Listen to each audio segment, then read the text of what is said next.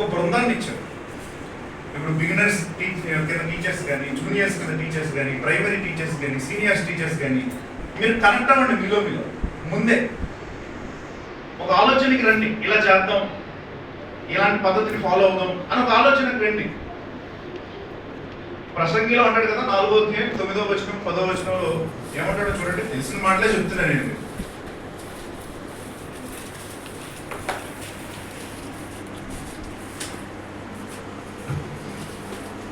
ప్రసంగి 4:9.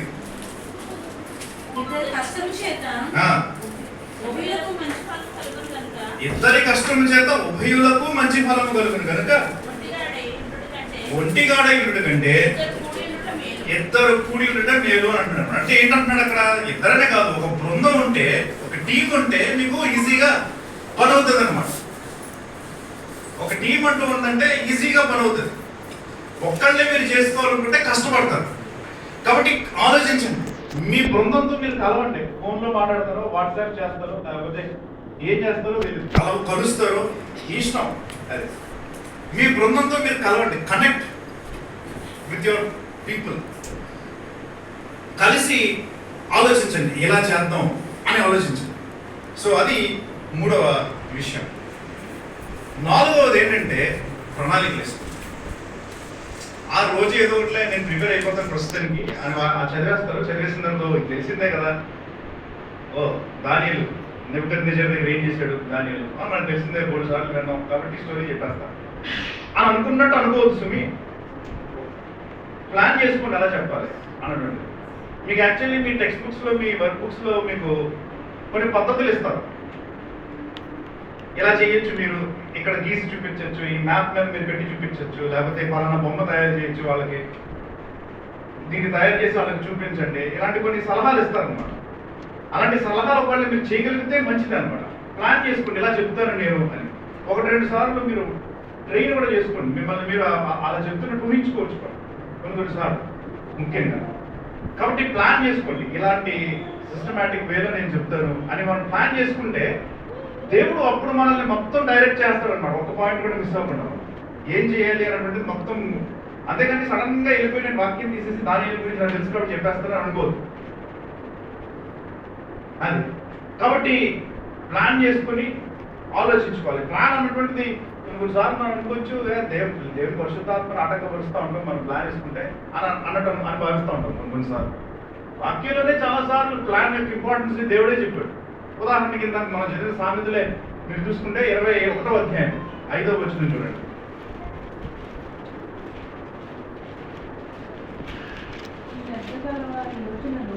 శ్రద్ధ గలవారి యోచనలు లాభకరములు, తాలిమి లేక పనిచేయ వారికి నష్టమే ప్రాప్తించు. శ్రద్ధ గలవారి యోచనలు అంటే ప్లాన్స్ అనమాట. యోచన అన్నటువంటి ఆలోచనకి, ఆ మాటకి ప్లాన్ అంటారు. శ్రద్ధగా ఉండేవాడు ప్లాన్ చేసుకున్నప్పుడు దానివల్ల ఎంతో లాభం వస్తాడు. అది ఇంకొక మాట కూడా చూడండి, లూకాసు వార్త 14వ అధ్యాయం చూడండి. యేసు ప్రభువారు ఆయనే స్వయం అన్న మాట. లూకాసు వార్త 14వ అధ్యాయం 28వ వచనం నుంచి చూడండి. ఒక గోపురం కట్టింప కోరిన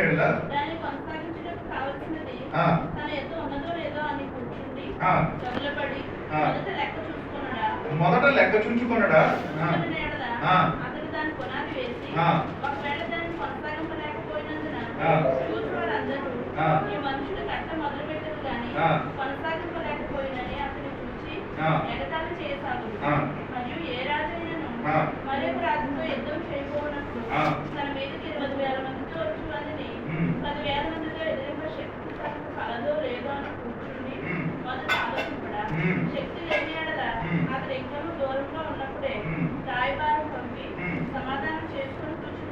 అది అంటున్నాడు అనమాట.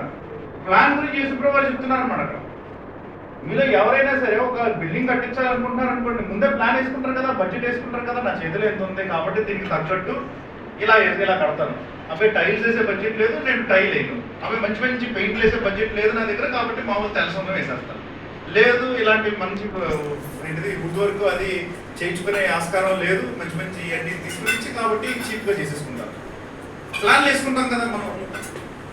కాబట్టి అలాంటి విషయాలన్నింటిలో ప్లాన్ చేస్తాం, మరి ఇందులో కూడా ప్లాన్ చేసుకోవాలి కదా. ఇది ఇంకా ముఖ్యమైనటువంటిది కదా. ఒక జీవితాన్ని కడుతున్నాం, ఇల్లు కట్టడం కాదు, ఒక జీవితాన్ని కట్టే ప్రయత్నం.